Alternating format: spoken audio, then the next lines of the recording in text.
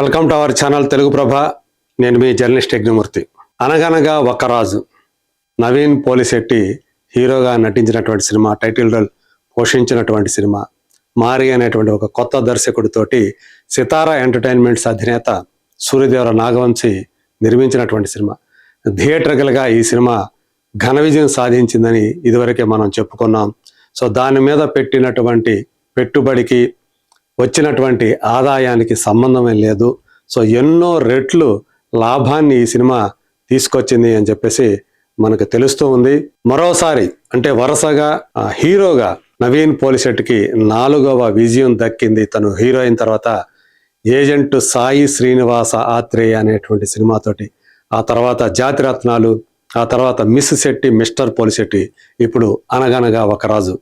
So ఇంతవరకు కూడా ఓటమి ఎరుగని హీరోగా తను ముందుకు దూసుకుపోతూ ఉన్నాడు.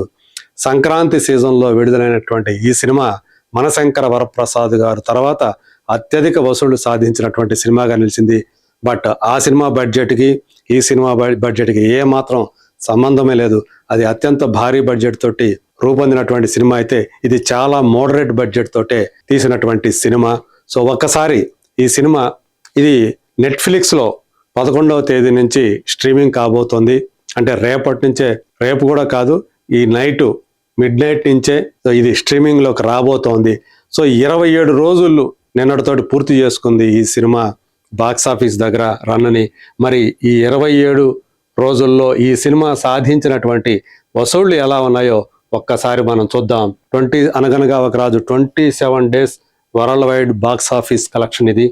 సో ఆంధ్రప్రదేశ్, తెలంగాణ 2 రాష్ట్రాల్లో కలిపి ఈ సినిమా సాధించినటువంటి గ్రాస్ వసూళ్లు 62,40,00,000 రూపాయలు.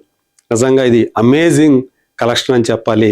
అనగనగా ఒక రాజు లాంటి ఒక చిన్న సినిమాకి 2 తెలుగు రాష్ట్రాల్లో ఈ స్థాయి గ్రాస్ కలెక్షన్ రావటం అనేది సో ఒక మిరకిల్ లాంటిది. అట్లాగే కర్ణాటకలో చూసుకుంటే 5,25,00,000 రూపాయలు, తమిళనాడులో 79 లక్షల రూపాయలు, మిగతా చూసుకుంటే రెస్ట్ ఆఫ్ ఇండియా అదొక 75 లక్షల రూపాయల గ్రాస్ వచ్చింది. టోటల్గా చూసుకుంటే దేశవ్యాప్తంగా ఈ సినిమా సాధించినటువంటి గ్రాస్ కలెక్షన్ 69,19,00,000 రూపాయలు. సో ఓవర్సీస్లో $2.31 మిలియన్ ఈ సినిమా వసూలు చేసింది. అది ఇండియన్ కరెన్సీలో చూసుకుంటే 21,02,00,000 రూపాయలు. సో వరల్డ్ వైడ్గా ఈ సినిమా సాధించినటువంటి కలెక్షన్ 90,21,00,000 రూపాయల గ్రాస్. ఇదంతా కూడా నేను చెప్తుంది ట్రేడ్ వర్గాల నుంచి, ట్రేడ్ సోర్సెస్ నుంచి. అది కూడా జార్జ్ కుట్టి అనేటువంటి అతను ఇచ్చినటువంటి సమాచారం మేరకు అతను చాలా రిలయబుల్ సోర్సెస్ నుంచి ట్రాక్ చేసి మరీ అందిస్తూ ఉన్నాడు. దాని నుంచే తీసుకొని నేను మీకు చెప్తూ ఉన్నాను. సో ఇది అక్కడి నుంచి తీసుకున్నటువంటి సమాచారం. మొత్తంగా చూసుకుంటే వరల్డ్ వైడ్గా ఈ సినిమా సాధించినటువంటి షేర్ వాల్యూ 44 కోట్ల రూపాయలు, అంటే ఎక్స్క్లూడింగ్ జిఎస్టీ అని చెప్పేసి తెలుస్తుంది మనకి. సో ఇలా అయితే world wide break even value వచ్చి 28 కోట్ల రూపాయలు.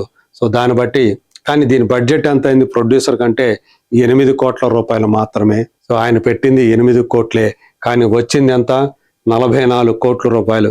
అలాగే నాన్ థియేటర్గా చూసుకుంటే 27 కోట్లు ఆయన సో దాన్ని అమ్ముకున్నారు. అందులో ఓటీటీ వాటా వచ్చి 19 కోట్ల రూపాయలు, శాటిలైట్ రైట్స్ వాటా వచ్చి 5 కోట్లు, మ్యూజిక్ వచ్చేసి, ఆడియో వచ్చేసి 3 కోట్లు.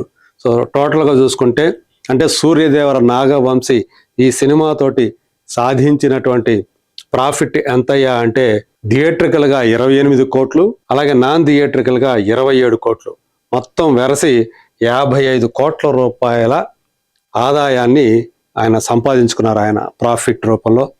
సో ఇక డిస్ట్రిబ్యూటర్లకు వచ్చేసి 16 కోట్ల రూపాయల వాళ్ళకి ఆ ప్రాఫిట్ అనేది వచ్చింది. ఎందుకంటే టోటల్గా 44 కోట్లు, 28 కోట్లు తీసేస్తే 44 కోట్లు, మిగతాది 16 కోట్ల రూపాయల వాళ్ళకి వాళ్ళ వాటా వచ్చింది డిస్ట్రిబ్యూటర్లకి.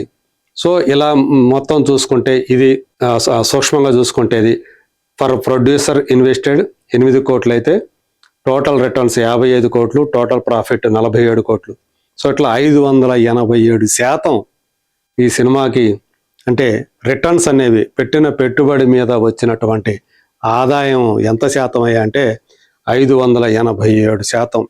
అంటే ఆల్మోస్ట్ 6 రెట్లు, కొంచెం తక్కువ, ఒక 13% తక్కువ, 6 రెట్లు ఎక్కువగా పెట్టిన పెట్టుబడి మీద వచ్చినటువంటి ఆదాయం. సో ఇంత పెద్ద ఆదాయాన్ని అనగనగా ఒక రాజు నిర్మాతలకి, డిస్ట్రిబ్యూటర్లకి సంపాదించి పెట్టాడు. సో అందుగురించే ఈ సినిమా తర్వాత నవీన్ పోలిశెట్టి మార్కెట్ వాల్యూ మరింత విస్తృతమైంది. సో అతనితోటి సినిమాలు తీయటానికి నిర్మాతలు, దర్శకులు అమితమైనటువంటి ఆసక్తిని ప్రదర్శిస్తూ ఉన్నారు. మరి నెక్స్ట్ అతను ఎవరికి సినిమాలు చేస్తాడు ఏంటి, సో ఇవన్నీ కూడా మనం ఆసక్తిని కలిగిస్తున్నటువంటి అంశాలు. సో ఏదేమైనా ఒక అనగనగా ఒక రాజు లాంటి ఒక చిన్న సినిమా ఈ స్థాయి విజయం సాధించడం, ఈ స్థాయిలో లాభాలని అందించడం మాత్రం ఒక వండర్ అని చెప్పాలి. సో ఇలాంటి మరిన్ని ఆసక్తికరమైనటువంటి అంశాలతో మళ్ళీ మీ ముందుకు వస్తాను. అంతవరకు let us wait and see.